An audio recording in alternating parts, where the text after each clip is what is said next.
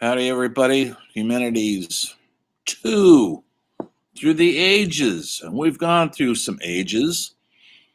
Hope everybody's doing okay. Hope you got the quiz done. I know I threw some people off, but I gave you plenty of time to do it. Hopefully, you got it done. We'll see, huh? Um, we've got a couple more assignments to do, then we're done. We've only got till the 17th or there, and the school is done. So we're only going to meet one, two, three, four more times. So we're wrapping this up. This weird pandemic virtual class we're having to deal with, which is not ideal, but we're luckier than most because we can do this virtually. A lot of classes is a lot harder. You probably have those classes. My class, you just have to watch a documentary or something or online. Don't even have to show up to class. How easy is that? But there is, after this quiz, there's three more things we have to do. One more essay, which I'm going to sign right now. Essay number 7, which I'll be due in a week. And then the final paper, which is going to be due at the very end of the course. I'm going to post that also on assignments. That's a research paper. And then your journal. Hopefully you're keeping up on that.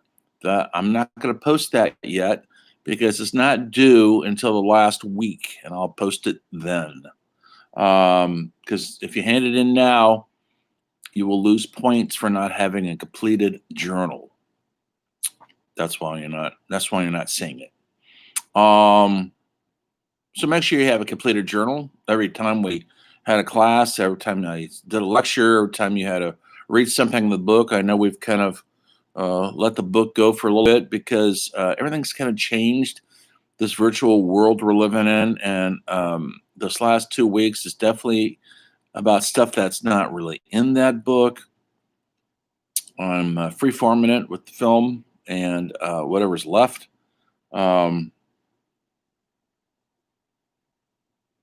Anyway, and the discussion. So all that is part of your journal. That's what you're talking about in the journal. And then you're going to not just list what I talked about or what you read or what you saw or what you wrote. Then you'll have a sentence or two of a reflection. I really got a lot out of this. Here's an example. I really got a lot out of the professor's lecture on in September when he talked about ancient plumbing in Venice. I never knew about in September when he talked about ancient plumbing in Venice. I never knew about all that. That's a reflection. It lets me know you paid attention, but also lets me know that you have an opinion. That you're just not listing what we did because I already know what we did. I could go back and look that myself, but I want to know what your input is on it. And so the reflection part helps me as a teacher. It helps me to see where I failed or where I was successful on the next go around. And there's going to be a next go around because classes are continuing online for the foreseeable future. And maybe I'll see it in one of my other classes. I teach a couple other humanities classes, a film class, which is all cinema, and then I teach contemporary television also. But they're not scheduling that this spring for some reason, or I think now the professor's teaching it. Anyway, here we go. So those are the last things. The essay will be posted today. You'll see it. Yeah, I'm going to talk about these 3 directors right now, and that's what your paper is going to be about. I'm going to talk about film directors right now, and because this is a survey class, I can't go very deep on any of these topics. I try to go as deep as I can, but I only have 2-3 classes to do it in. And so it's impossible to cover the entire history of cinema. I've been studying cinema literally longer than 90% of you have been alive. Maybe all of you have been alive, because it's my passion. And wasn't forced to study it. I wanted to, and I'm still studying. I'm still reading books on directors and concepts and how this was done and that was done because I'm curious about how these masterpieces were done, or even bad movies, B movies, and crappy movies. I want to know how they're done too and what prompted people to do them. I find it all fascinating, the creative process that way. So maybe you do too. But the directors I'm going to talk about right now, and then I'll have to go off film. We'll have to be on another topic later on, which is going to. I'll just give you a warning. It's going to be architecture, and you're probably thinking, architecture? Oh, come on! You'll be surprised how fun it is. Stay tuned. We'll be into architecture on Tuesday. Anyway, I'm going to try. Let's see if it works. I'm going to try to do a Zoom meeting next week with you guys. I will put the Zoom link in announcements. It'll be there. We'll probably do it on the next class we do, Tuesday, next week. So be in class. It'll be at 12 noon or so. If you can't make it, you can't make it. Then you don't get to see the great lecture I've got planned. But if you can, awesome. I'd like to. I know it's late in the day, but I'd like to, maybe put a human form to the names that I read. I've been getting used to your names, but I have no idea. Is it important? Well, you know what I look like, I'm afraid. But I have what you look like. Anyway, it'll be a day of some bonding that we don't get in these pandemic times. But look for that. The link. It'll be in announcements. Click the link, join the meeting, and I'll let you in. Okay. Of course, you'll have to have a computer, and it would help if it has a camera and the audio. Most modern computers do. You guys are Zooming. I know you are. Anyway, so today I'm just going to briefly go over 3 different directors. You write paper on one of them, 3 to 5 page research paper. And don't just do a copy and paste job from Wikipedia. I won't like that. And I could spot those a mile away. Research one of these directors. You just have to do one, and maybe watch one of their movies. You might enjoy it. Maybe you've seen one already, and your or grandmother made you watch this old black and white film, and you might be surprised yourself that you might actually like it. Anyway, I can't. The spectrum of cinema that started way over 100 years ago is so huge, it's impossible to cover it like the way I'd want to cover it. I probably will assign, besides the research on this, I'll probably assign another episode of the Story of Film to watch, which is on Canopy. I think I assigned the early one. I'll probably assign a later episode of one. Early film and ending later, kind of contemporary film on it. I'll assign that. So, so that's what I'll do. And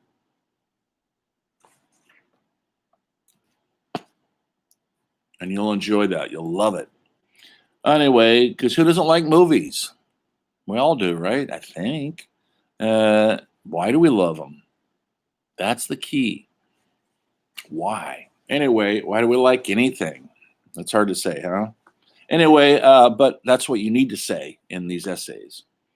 And to think about yourself. So John Ford was an American director of Irish descent, and believe me, he's got Irish in all his movies. He's obsessed with Ireland. He filmed a movie there, The Quiet Man with John Wayne. He essentially is credited for discovering John Wayne. He didn't discover him, but he did give him his big star breakout role in Stagecoach, where he played the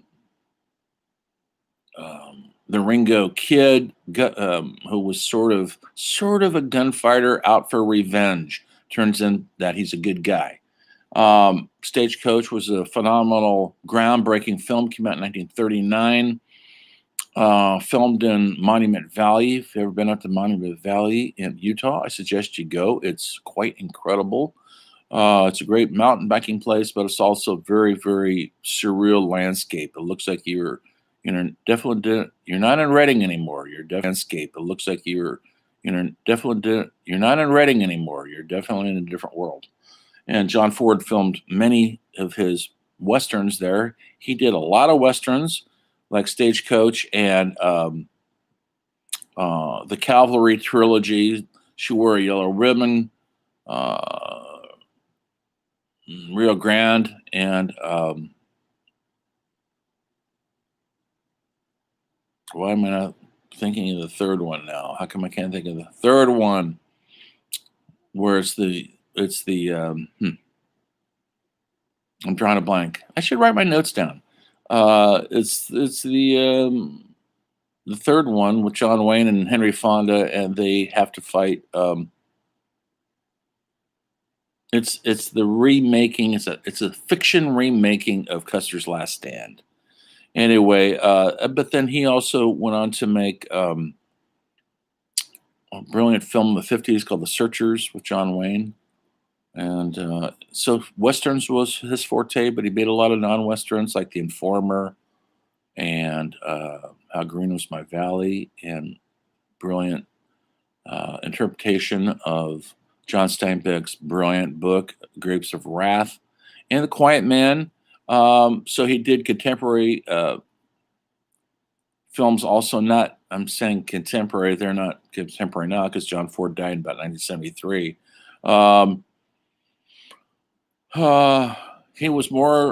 He was interested in American history. He made Young Mr. Lincoln, which was about a young Mr. Lincoln before Abraham Lincoln was the president, but when he was a lawyer, with Henry Fonda playing the part. He loved to explore our American history. He was definitely an uber patriot, and so some of his films are looked at like a little skewed towards fiction and fantasy a bit. But he also was brilliant in his staging. He wasn't a brilliant cameraman. The camera hardly ever moved, but he used some brilliant camera people to make his films come alive, like Greg Tolan, the cinematographer who's known for his wonderful black and white work with deep focus, and who went on to work with Orson Welles and Citizen Kane, and died young in the 40s. So he worked with a crew of people. He made over 125 movies, folks. He started directing movies in the silent era, and they used to crank them out 3 or 4 a year. Let's give you an example. In 1939, which was a bumper year in Hollywood, in 1939, we're coming out of the Depression, and people were feeling pretty good. In the country, people were back at work because the president, Franklin Roosevelt, started all these projects to build highways, what we would call freeways now, but we didn't have them before this, and bridges. And so America was on the move, and people had money to spend at the movie theaters again, and they wanted to see a spectrum of films that they never got to see in the Depression because they were dark times, although they kept making movies during the Depression, the 30s, folks. For you don't know when the Depression was, from 30 to 38 or 9 or thereabouts. And when Hollywood only produced films that were kind of to make people feel good, like musicals with Fred Astaire, or romantic comedies with Claudia Colbert, Clark Gable, and Henry Fonda, and James Stewart, and Katharine Hepburn. So many wonderful, we would call them rom-coms now, romantic comedies. They were called screwball comedies in the 30s. Usually the movies made fun of rich people. That's what most people were not rich in those days. Money was scarce. People were unemployed. They were sitting food lines. And so to go see a fun movie didn't cost very much, 15 cents, maybe 10 cents. to watch one of these screwball comedies as they got the rich people all came off pretty silly. You have to watch these things; they're wonderful. They really are, like Philadelphia Story, My Man Godfrey. Um, so many more. Um, then the other third genre of film that was popular during the 30s was monster films. I'm not going to use the word horror because they weren't. They were monsters.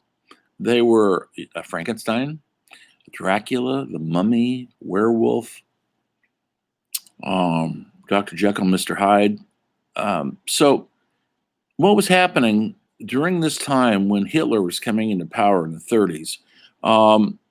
We weren't in any hurry to go back to war, like because we just came out of World War One. That was called the war to end all wars, folks. But of course, it didn't.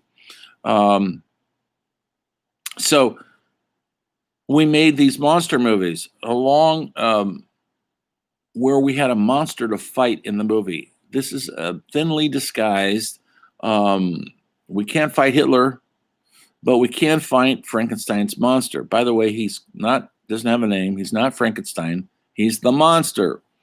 Frankenstein is the doctor who puts him together from dead body parts. We could fight the mummy, we could fight the werewolf, but we couldn't fight Hitler. And these were kind of movies that were didn't cost a lot of money to make, but they were they've gone down in history as being indelible into the American landscape of American cinema.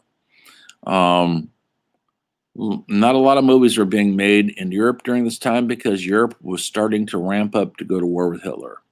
And they had other things to do besides making movies. So before the war started and the Depression was coming to an end and people were starting to feel good in this country, John Ford, and just to give you an example, John Ford, in one single year, he made 3 monumental movies. Just to give you an example, it takes right now 3 to 5 years to get a movie made. The writer person has to write the script. They have to find money. They have to cast it. They have to figure out how to do it. They have to get a director. And by the time they do that, it's a 3 to 5 year process before your favorite X-Men comes out.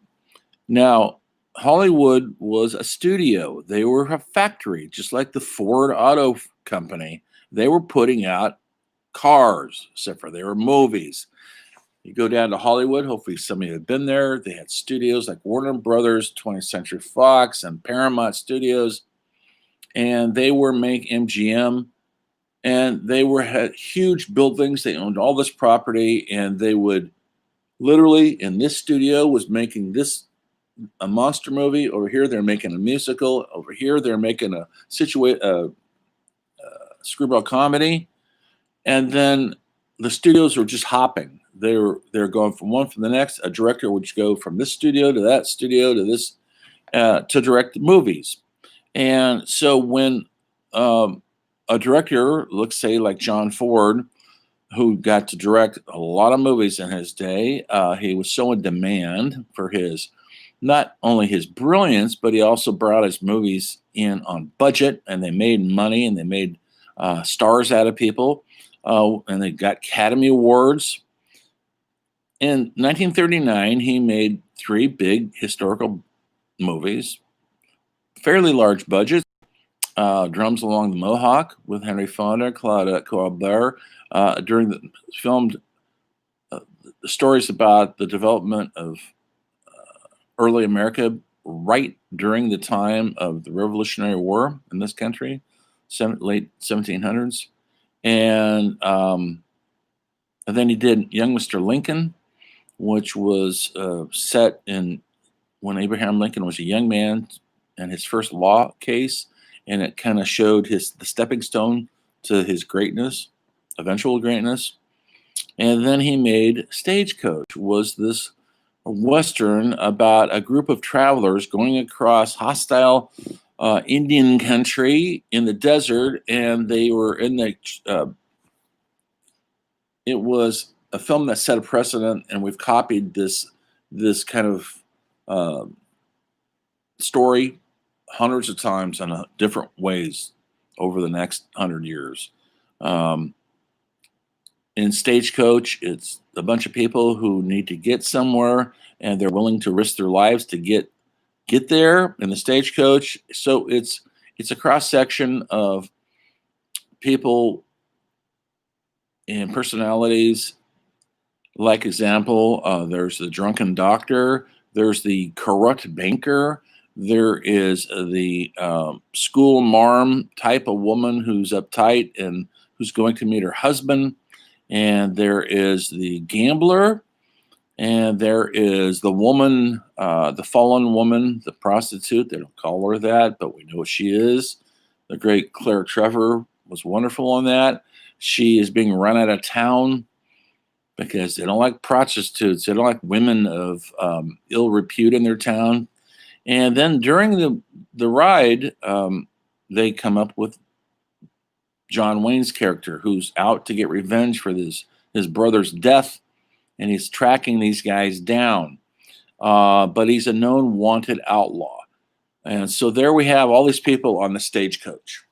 And have you ever seen the Stagecoach? They're pretty small, folks, and they're pretty rough to ride too, and hot and dusty. And they're going through hostile Indian country, and yes, they're attacked, and yes, they shoot a bunch of Indians.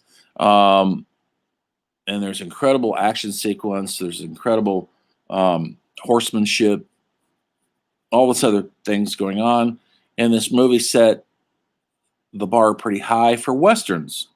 They became like they just weren't melodramas for about good guys and bad guys. It was complicated. Who was good? Was the woman, the prostitute with the heart of gold? Is she good or is she evil? I mean, she has to do a job, which is a sex worker, which was considered bad, but she's actually a very kind, wonderful woman in the thing. Then there's the school marm who hates the prostitute because she's a religious woman. She's against everything she is, but she learns that this woman is a decent woman deep down. Then there's the corrupt banker who's stealing money from his bank. Now he's not going to turn out good. He's going to get killed by the Indians. Because he's a thief. And then there's the gambler who turns into a hero, saving the woman. The doctor who's a drunk and has to get sober to do a surgery and deliver a baby. So everybody hopefully they get some redemption. And it was complicated adult themes in a Western. Who would have thought? So John Ford had this single vision. Now, what they were doing in those days, they're making one movie here, and he's got another contract to do another movie, and they have a whole crew, set designers, set builders. They're casting and they're building the sets somewhere else over there, waiting for him to stop being, engaged directing this movie so he could go over there and direct that movie. And so literally he could walk into the next thing and it's already up and running. They're not going from scratch. The thing is happening. They were really good at making a lot of movies in a very economical way. And Ford fit into that slot. They consider him, he didn't like the term auteur director, which means it's a French term for author of your own work. He always called himself a worker. He goes, I'm just lying. He did that a lot in his life. He was a great artist. He thought it was just too fancy of a title for him. He went on to have a really long career. Like I said, died in the early 70s. Hard man to read, hard man to like. He was very, very loyal, but he also could be very cruel with actors and crew people. They called him Pappy for short, so he was everybody's Pappy until you crossed him. Anyway, so you guys can write your paper about John Ford. There's one. The other one would be Alfred Hitchcock. Alfred Hitchcock was born in Great Britain, and he had a very successful career there during the silent era. He was directing the silence too, but things were because the war was coming, and things were winding down in Europe because of the war, and London was being bombed. They stopped making movies, folks. When they're getting bombed, they got to deal with survival, and so he came to Hollywood, and he had a very successful career as a British director. Directed some great movies, 39 Steps. I'm drawing a blank on this other one I love, where the woman's on the train, the woman disappears on the train. And they're always mysteries. They were similar movies. He always kind of did thriller mystery type movies. That was his forte. Filmed in glorious black and white for the most part. He came to America and he was off and running. And later on, you might have known some of his movies. In the 50s, he directed Vertigo, which is in color, by the way, with James Stewart. He directed Rear Window with James Stewart again, which is not in color. Thank you. And he also directed Psycho. Maybe you've heard of that, in black and white, about the guy who's motel clerk, who's actually a psycho killer, who dresses up as his dead mother. Oh yeah, Tony Perkins in the legendary role that kind of fixed him in that part for the rest of his life. Later on, and so he became kind of a horror genre, fright genre. He did The Birds. He had a TV series, very successful TV series, Hitchcock Hour, and he became a personality. He was one of the few directors that people actually knew what he looked like and what he sounded like because of the television series, which started in the 50s. He introduced kind of like Twilight Zone, maybe seen after Hitchcock Hour. They're not as clever as Twilight Zone, but they're good. Lots of good, decent actors, famous actors who weren't famous then, were getting their careers going, were in television. And he would introduce each episode. He was very droll, very humorous, portly guy, fat. And mostly we got to know Alfred Hitchcock through that medium, television. And he became very, very, very famous on that. Everybody knew what he looked like, what he sounded like. And he became very, very, very famous on that. Everybody knew what he looked like, what he sounded like.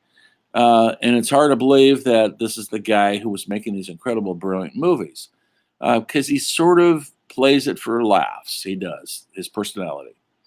So we got to know him, and this before social networking and all this other stuff. Find a figure, a picture of John Ford to find out what he looked like.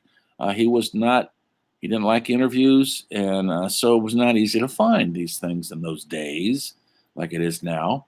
So check out Hitchcock, write your 3-5 page paper about Hitchcock and tell me why he matters. Tell me why John Ford matters. And I say matters, not mattered, because their movies are still played everywhere in the world to this day.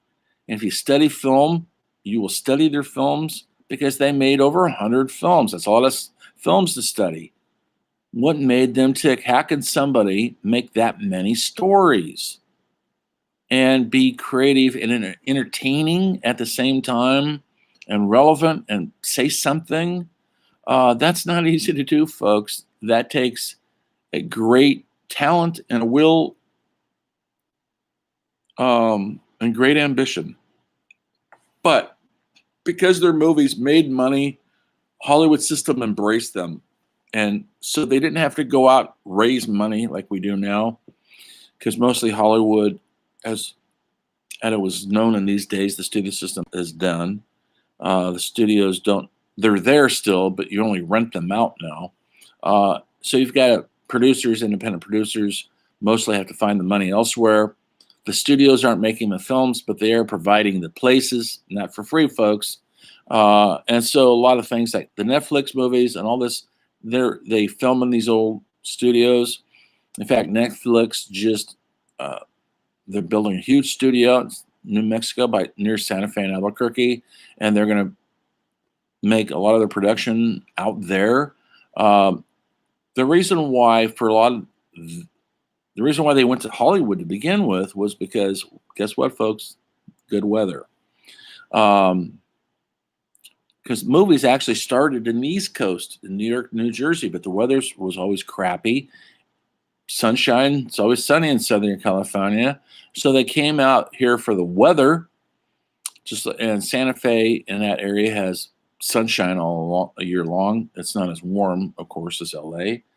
It's a high desert. I used to live in Santa Fe for many years, made films out there. It's a great place to make films because it's always sunny. And that means you could go outside and film. You don't have to wait for the rain to go by or whatever. So Netflix is expanding their own studio so they can control their own work, and they don't have to be obligated to some other studio entity. Hitchcock worked for Universal Studios for years. Maybe you've taken the Universal Studio tour because some of his sets are still standing, like the house from Psycho.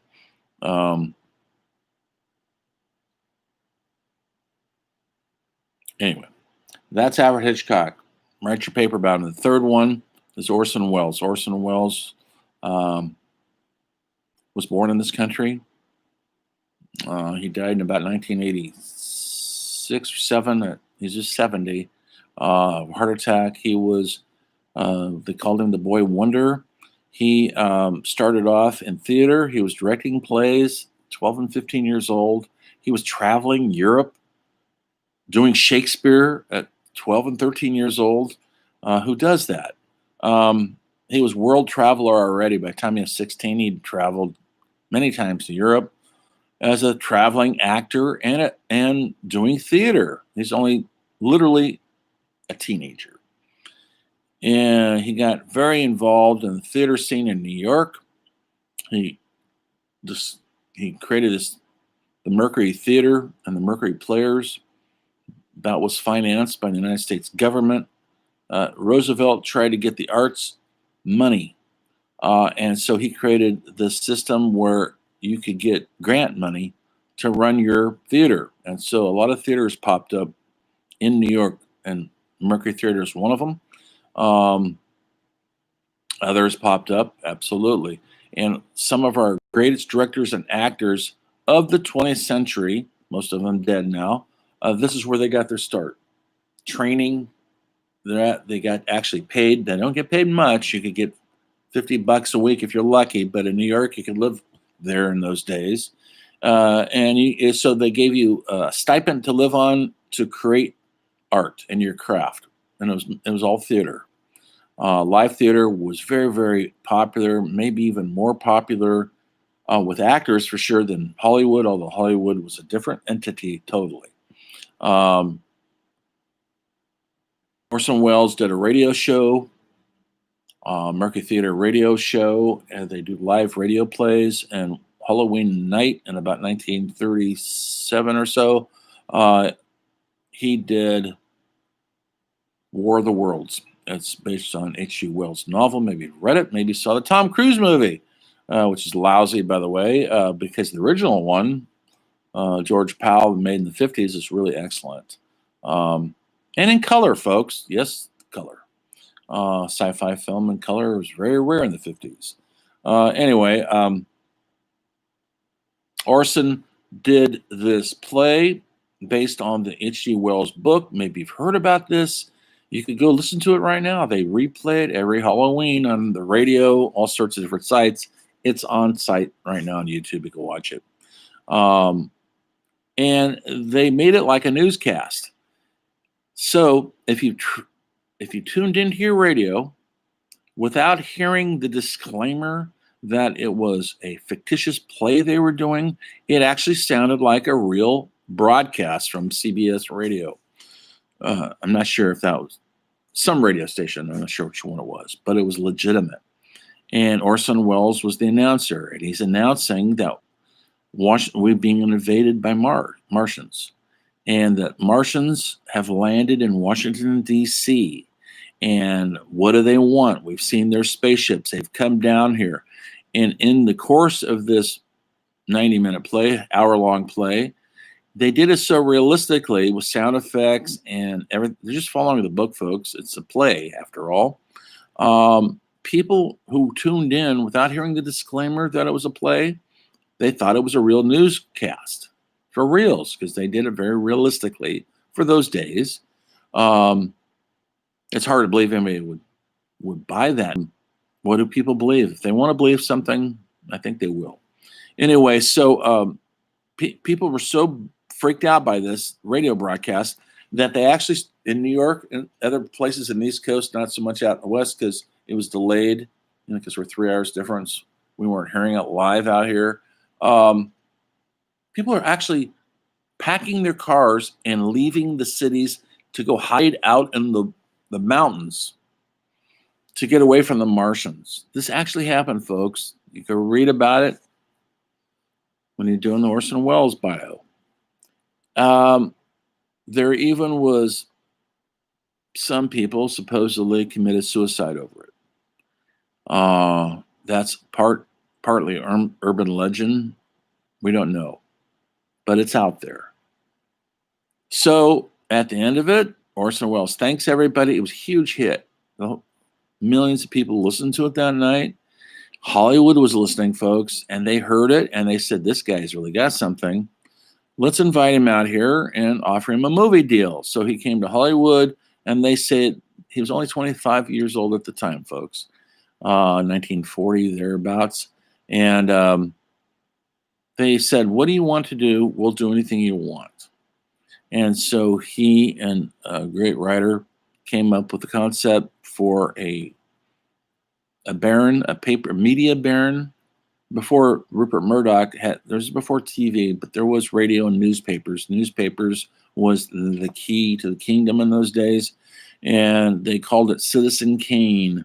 And it was filmed, came out in 1941, and it changed the course of cinema history with its innovative camera work, the use of flashbacks, unique storytelling, the symbolism, the themes, the lighting, the camera work, which they call deep focus, meaning everything was in focus from the first to the people in the rear. That seems ordinary now because we're so used to video. Look at my room. You can see what's on my wall. In olden days, before there was video and digital, a film camera couldn't do that unless there was a real expert behind the lens. Greg Toland actually created his own lenses to get the effect that they wanted. They didn't, if you watch a lot of movies, especially watch television right now, you'll notice that the background a lot of times is out of focus. And the actors in the foreground are in focus. Well, that's a technique that makes you concentrate on what's going on in the foreground and not the background. Well, Orson Welles wanted he wanted to show everything. He wanted to show not just life in the foreground, but what's going on back there too. So he had extras and atmosphere, people, doing stuff in the background, and you're watching that too as you're watching the people in the foreground. He had overlapping dialogue, which I never had before, meaning people interrupted each other. And the studios didn't like any of that. They thought, well, nobody can understand what somebody's saying because they're not waiting for people to finish their sentences. Think about it, folks. Next time you're in a room with people, does everybody sit there and wait for the next person to stop talking before the other person starts talking? Or do you overlap? I know what the answer is. You don't have to tell me. I've been in rooms with people. And so he was a guy who, that's what he was trying to film. He wanted it to look like life and to sound like life. This movie came out in 1941 and happened to be released literally the same month that the Japanese bombed Pearl Harbor, and that kind of killed his debut. and the movie did win an Academy Award for Best Screenplay, but it was not really well received. People didn't know what to make of this film because it was so advanced and ahead of its time. The storytelling, the use of flashbacks, blah blah blah, and it wasn't until later on in the 50s where the French started writing critically about our directors, like these three I just mentioned, and they were referring to them as auteur directors, that we had to reevaluate the brilliance of these people's work. They just weren't Hollywood hacks working for studios. They were brilliant auteur directors. Who would be an auteur director this day? I would say there's a few, not many. I would say Christopher Nolan, if you know who that is. Quentin Tarantino, absolutely. Steve Spielberg, okay. There's not a lot out there. Right now, most Hollywood movies are kind of generic. You can't tell who directs them. You can't tell because they're directed and financed and put together by corporate entities, not by single vision. And so you go see these movies, and do you really care who directs it? Do you pay attention to who the director is? Some of you do, maybe. But I bet most people don't know who directed the fourth episode of X-Men. Maybe you do. Who directed the fifth Batman? Christopher Nolan directed a Batman. I don't know which one he did, to tell you the truth. His movies, he just had it. This movie came out just recently. Came out during the pandemic, and he spent $200 million on making the movie, and he didn't want it released to the television, to Netflix. And so he waited and waited, and by the time it came out, I don't think it made any money. I don't know if it's screening on streaming right now or not. I'd have to Google that. But it's kind of a complicated mess, like some of his movies are. Maybe you've seen them, his newer ones. They're always ambitious as hell, and very complicated stories, not easy to follow. I think he did Inception, and what was the one, the World War II one that came out 2 years ago, which was really brilliant. But I'm not saying the camera work and the vision is brilliant behind it. Do you care the characters? I believe not. Do you care? Are you impressed? Yes. So auteur director, it's hard to be that now. So much money at stake. The average movie now is $100 million, and you got to make your money back. And if you don't, you're not going to keep your job. So there's three filmmakers. Orson Welles had kind of a very up and down career. He's a misunderstood or an understood genius. He could not work with the studio system very well. After he did Citizen Kane, he did a movie called The Magnificent Ambersons, which was really wonderful.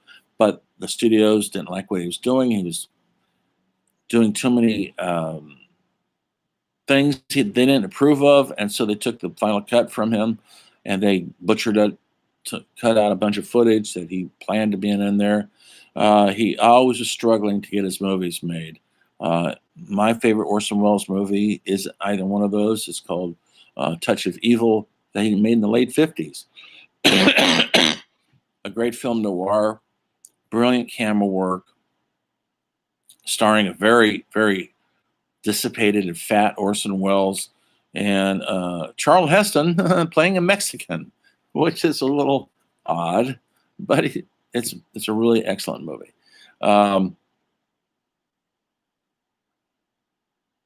Orson struggled to make movies for the rest of his life, and he was trying to raise money and make movies up until literally the night he died. He was working on the script, but he had fallen out of favor, and he was reduced to making commercials. Maybe you probably don't remember because you're too young, but in the 80s, he did these wine commercials. I can't remember who it was. It's a cheap wine. It wasn't Gallo.